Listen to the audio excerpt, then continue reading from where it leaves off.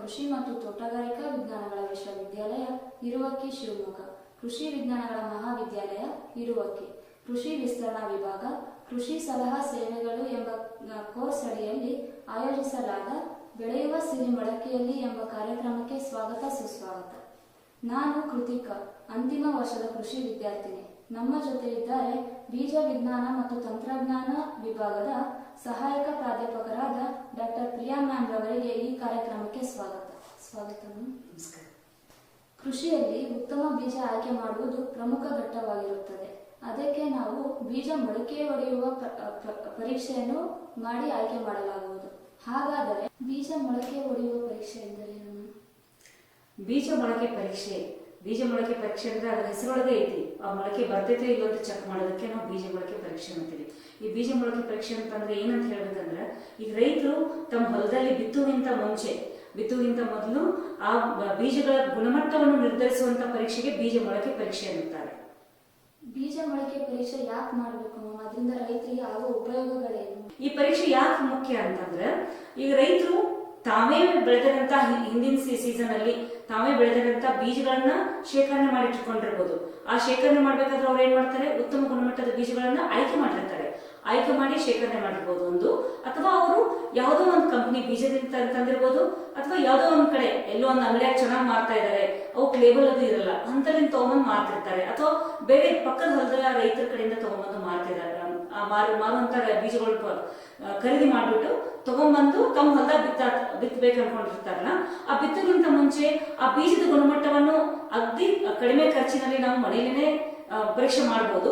ಆ ಪರೀಕ್ಷೆಗೆ ನಾವು ಬೀಜ ಮೊಳಕೆ ಪರೀಕ್ಷೆ ಅಂತೀವಿ. ಅದನ್ನ ನಾವು ರೈತರು ಮಾಡೋದ್ರಿಂದ, ಈಗ ಒಂದ್ ವೇಳೆ ಹೊಲದಲ್ಲಿ ಅದು ಈಗ ಫುಲ್ ಬಿತ್ಬಿಟ್ರೆ ಅಂದ್ರೆ ಒಂದು 5 ಎಕರೆ ಗಂಟೆ ಬಿತ್ತಿದಾಗ ಅಲ್ಲಿ ಬಿತ್ತಬೇಕಾದ್ರೆ ಸಮಯ ಆಗಿರ್ಬೋದು, ಅವರು ಹಾಕುವಂತ ಇನ್ಪುಟ್ಸ್ ಆಗಿರ್ಬೋದು, ಅವೆಲ್ಲ ವೇಸ್ಟ್ ಆಗ್ಬಿಡ್ತವೆ.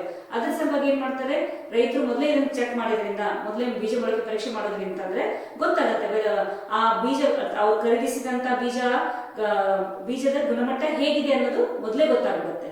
ಅದಕ್ಕೆ ಬೀಜ ಮೊಳಕೆ ಪರೀಕ್ಷೆ ತುಂಬಾ ಪ್ರಮುಖವಾದದ್ದು. ರೈತರು ಈ ಬೀಜ ಮೊಳಕೆ ಪರೀಕ್ಷೆಯನ್ನ ಹೇಗೆ ಸುಲಭವಾಗಿ ಅವರೇ ಮಾಡ್ಕೋಬಹುದು ಅಂತ ವಿಧಾನ ಸ್ವಲ್ಪ ಹೇಳಿ. ನಾವು ಬೀಜ ಮೊಳಕೆ ಪರೀಕ್ಷೆಯನ್ನು ನಮ್ಮ ಲ್ಯಾಬ್ ಅಲ್ಲಾಗ್ಲಿ, ನಮ್ಮ ಕಾಲೇಜಿನಲ್ಲಿ ವಿಶ್ವವಿದ್ಯಾಲಯದ ಕಾಲೇಜುಗಳಾಗಲಿ ಆ ವಿಭಾಗದಲ್ಲಿ ಮಾಡ್ಬೇಕಾದ್ರೆ ಏನ್ ಮಾಡ್ತೀವಿ, ಅದಕ್ಕೆ ಬೀಜ ಮೊಳಕೆ ಪರೀಕ್ಷೆಗೆ ಆದಂತ ಒಂದು ಪೇಪರ್ ಅಂತ ಇರುತ್ತೆ. ಅದು ಕಾಕಿ ಕಲರ್ ಪೇಪರ್ ಇರುತ್ತೆ.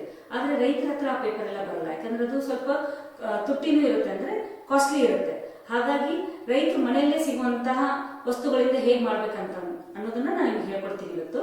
ಅದು ಹೇಗ್ ಮಾಡ್ಬೋದು ಅಂದ್ರೆ, ರೈತರು ಕೂಡ ತಾವು ಓದುವಂತ ನ್ಯೂಸ್ ಪೇಪರ್ ಇರ್ತಾವಲ್ಲ, ಕನ್ನಡ ವಾರ್ತಾ ಪೇಪರ್ ಅಂತೀವಲ್ಲ, ಆ ಪೇಪರ್ ತಗೊಂಡ್ಬಿಟ್ಟು ಆ ಪೇಪರ್ ಅಲ್ಲೇನೆ ನಾವೀಗ ತೋರಿಸ್ತಾ ಇದೀವಲ್ಲ, ಅದೇ ತರ ಬೀಜಗಳನ್ನ ಆ ಪೇಪರ್ ಅನ್ನ ಹಾಸ್ಬಿಟ್ಟು, ಮತ್ತೆ ಪ್ಲಾಸ್ಟಿಕ್ ಬೇಕು. ಅದಕ್ಕೆ ಪ್ಲಾಸ್ಟಿಕ್ ಯಾಕೆ ಬೇಕಂತಂದ್ರೆ, ಆ ಪೇಪರ್ ಮಡಚಿದಾಗ ಬೀಜಗಳು ಕೆಳಗೆ ಬೀಳಬಾರ್ದು, ಮತ್ತೆ ಪೇಪರ್ ಅಲ್ಲಿ ಇರುವಂತ ತೇವಾಂಶ ಕಡಿಮೆ ಆಗ್ಬಾರ್ದು ಅನ್ನೋದಕ್ಕೆ ನಾವು ಪ್ಲಾಸ್ಟಿಕ್ ಪೇಪರ್ ಯೂಸ್ ಮಾಡ್ತೀವಿ. ಮತ್ತೆ ಪ್ಲಾಸ್ಟಿಕ್ ಪೇಪರ್ ಎಂತ ತರಬೇಕಂದ್ರೆ, ಈಗ ಅಂಗಡಿಗೆ ಹೋದಾಗ 1 kg 2 kg ಪ್ಯಾಕೆಟ್ ರವಾ ಅಕ್ಕಿ ಏನೋ ತರಕ್ ಹೋದಾಗ ಆ ಹಾಕಿರ್ತಂತ ಪ್ಲಾಸ್ಟಿಕ್ ಇರ್ತದಲ್ಲ, ಆ ಪ್ಲಾಸ್ಟಿಕ್ ಅನ್ನ ತಗೊಂಡು ನಾವು ಇದಕ್ಕೆ ಕೆಳಗಡೆ ಆ ಪೇಪರ್ ಕೆಳಗಡೆ ಹಾಕ್ಬೇಕು.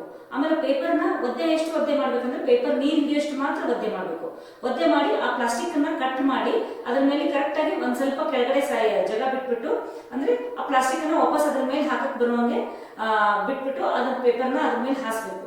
ಆ ಪೇಪರ್ ಹಾಸಿದ್ಮೇಲೆ ಏನ್ ಮಾಡ್ಬೇಕು, 100 ಕಾಳು ಅಥವಾ ನಾವು ಬೀಜದ ಗಾತ್ರದ ಮೇರೆಗೆ, ಒಂದ್ ವೇಳೆ ಬೀಜದ ಗಾತ್ರ ದೊಡ್ಡದಿತ್ತಂದ್ರೆ 50 ಕಾಳುಗಳನ್ನು ತಗೋಬೇಕು.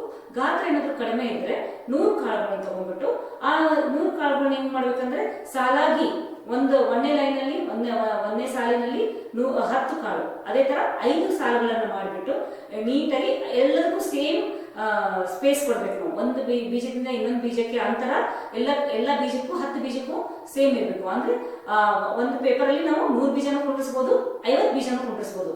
ಅದು ಯಾವ್ದ್ರ ಬೇಸಿಸ್ ಮೇಲೆ ಇರುತ್ತೆ ಅಂದ್ರೆ, ಬೀಜದ ಗಾತ್ರದ ಮೇರೆಗೆ ನಾವು ಅದನ್ನ ನಿರ್ಧರಿಸ್ತೀವಿ. ಆಮೇಲೆ ಇನ್ನೊಂದು ಪೇಪರ್ನ ಸೇಮ್ ಸೈಜ್ ಪೇಪರ್ನ ಕಟ್ ಮಾಡಿ ಒದ್ದೆ ಮಾಡ್ಕೋಬೇಕು. ಆ ಒದ್ದೆನ ಇಲ್ಲಿನೂ ಸೇಮ್ ನಾವು ನೀರಿನ ಅಂಶ ಹಿಡ್ಕೊಳ್ಳುವಂತ ಪೇಪರ್ ನೀರನ್ನ ಹಿಡ್ಕೊಳ್ಳುವಷ್ಟು ಮಾತ್ರ ನೀರು ಇರ್ಬೇಕಲ್ಲಿ. ಆ ಪೇಪರ್ನ ಅದ್ರ ಮೇಲೆ ಹಾಕ್ಬೇಕು, ಸರಿ ಸಮಾನವಾಗಿ ಹಾಕ್ಬಿಟ್ಟು ಆ ಪ್ಲಾಸ್ಟಿಕ್ ಏನ್ ಕೆಳಗಡೆ ಉಳಿದಿರುತ್ತಲ್ಲ ಅದನ್ನ ಅವತ್ತು 2 ಪೇಪರ್ ಮೇಲೆ ಹಾಕ್ಬಿಟ್ಟು ನೀಟಾಗಿ 2 ಸೈಡಿಂದನೂ ಮಡಚ್ಕೊಂತ ಬರ್ಬೇಕು. ಮಡಿಸ್ಕೊಂಡ್ ಬಂದ್ಬಿಟ್ಟು ಸೆಂಟರ್ ನಲ್ಲಿ ಫೋಲ್ಡ್ ಮಾಡಿ, ಆಮೇಲೆ ಆ ಬೀಜದ ಹೆಸರು, ಅವತ್ತು ಹಾಕಿದ ದಿನಾಂಕ ಎಲ್ಲಾನು ಒಂದು ಪೇಪರ್ ಲೇಬಲ್ ಅಂತೀವಿ ನಾವು ಅದನ್ನ. ಅದು ಬಹಳ ಇಂಪಾರ್ಟೆಂಟ್. ಯಾಕಂದ್ರೆ ಯಾವತ್ತಿನ ದಿವಸ ನಾವು ಹಾಕಿದೀವಿ ಅನ್ನೋದು ಮರಿಬಹುದು. ಅದಕ್ಕೆ ಅದನ್ನ ರೈತರು ತಪ್ಪದೇ ಅದನ್ನ ದಿನಾಂಕವನ್ನು ಬರೆದ್ಬಿಟ್ಟು, ಆಮೇಲೆ ಯಾವ ಬೀಜ ಹಾಕಿದೀವಿ ಅಂತ ಬರೆದ್ಬಿಟ್ಟು ಅದರೊಳಗೆ ಹಾಕ್ಬೇಕು. ಹಾಕಿದ್ರೆ ಅದು ಬೀಳಲ್ಲ ಅವಾಗ. ಆಮೇಲೆ ಪೇಪರ್ ಪ್ಲಾಸ್ಟಿಕ್ ಹಾಕೋದ್ರಿಂದ ನಾನು ಹೇಳಿದೆ ನಿಮ್ಗೆ, ನೀರಿನ ಅಂಶ ಉಳಿಯುತ್ತೆ ಮತ್ತೆ ಬೀಜಗಳು ಕೆಳಗಡೆ ಬೀಳೋದಿಲ್ಲ, ನೀಟಾಗಿ ಪೇಪರ್ಗಳನ್ನ ಹಿಡ್ಕೊಳ್ಳುತ್ತೆ. ಅದು ಹಾಕಿದ್ಮೇಲೆ ಅದನ್ನ ಸ್ಟ್ರೇಟ್ ಆಗಿ ನಿಲ್ಲಿಸ್ಬೇಕು. ನಾವು ಎರಡು ಕಡೆಯಿಂದ ಮಡಚ್ಕೊಂಡ್ ಬಂದಿರ್ತೀವಿ, ಸೆಂಟ್ರಲ್ ಬಂದ ತಕ್ಷಣ ಪೂರ್ತಿ ಕರೆಕ್ಟ್ ಆಗಿ ಮಡಿಸ್ಬಿಟ್ಟು ಅದನ್ನ ಉದ್ದ ನಿಂದಿಸ್ಬೇಕು.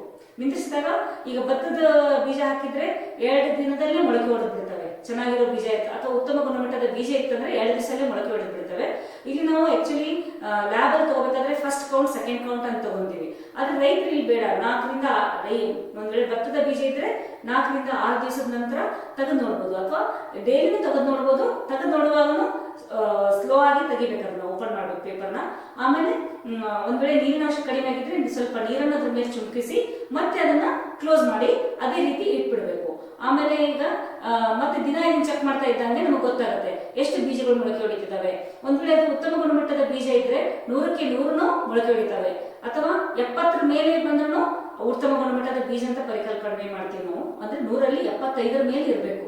ಅದೇ ಕಡಿಮೆ ಬಂತು 50ರೊಳಗೆ ಬಂತಂತಂದ್ರೆ ಅದು ಉತ್ತಮ ಗುಣಮಟ್ಟದ ಬೀಜ ಅಲ್ಲ ಅಂತ ರೈತರ ತಾವೇ ನಿರ್ಧರಿಸಿ ಆ ಬೀಜದ ಪ್ಯಾಕೆಟ್ ಅನ್ನು ಎಲ್ಲಿ ಖರೀದಿ ಮಾಡಿರ್ತಾರೋ ಅವರಿಗೆ ವಾಪಸ್ ಕೊಡ್ಬೋದು, ಅಥವಾ ಅದನ್ನ ಬಿತ್ತದೇ ಇದ್ರೆ ಅವ್ರಿಗೆ ಅದು ಲಾಭನೇ ಅದು. ಯಾಕಂದ್ರೆ ಬಿತ್ ಬಿಟ್ಟಿದ್ರೆ ಹೊಲದಲ್ಲಿ ಎಲ್ಲ ಹಾಕಿದಂತ ಗೊಬ್ಬರ ಆಯ್ತು, ಅವ್ರು ಮಾಡಿದಂತ ಕೆಲಸ ಆಯ್ತು, ಎಲ್ಲ ವೇಸ್ಟ್ ಆಗ್ಬಿಡ್ತಿತ್ತು. ಹಾಗಾಗಿ ಅದನ್ನ ಈ ಮೊಳಕೆ ಪರೀಕ್ಷೆ ಮಾಡೋದ್ರಿಂದ ಇದು ಅತ್ಯಂತ ಉಪಯುಕ್ತವಾದ ಮಾಹಿತಿ. ಇದು ರೈತರು ಇದನ್ನ ಮಾಡಿನೇ ಬಿತ್ತಕ್ಕೆ ಹೋಗ್ಬೇಕು ಅಂತ ಹೇಳ್ತೀನಿ. ನೋಡಿದ್ರಲ್ಲ ವೀಕ್ಷಕರೇ, ಬೀಜ ಮೊಳಕೆ ಹೊಡೆಯುವ ಪರೀಕ್ಷೆಯನ್ನು ಸಂಪೂರ್ಣವಾಗಿ ತಿಳಿಸಿಕೊಟ್ಟ ಡಾಕ್ಟರ್ ಪ್ರಿಯಾ ಮ್ಯಾಮ್ ಅವರಿಗೆ ಧನ್ಯವಾದಗಳು. ಧನ್ಯವಾದಗಳು. ಹೆಚ್ಚಿನ ಮಾಹಿತಿಗಾಗಿ ಈ ಕೆಳಗಿನ ಸಂಖ್ಯೆಯನ್ನು ಸಂಪರ್ಕಿಸಿ.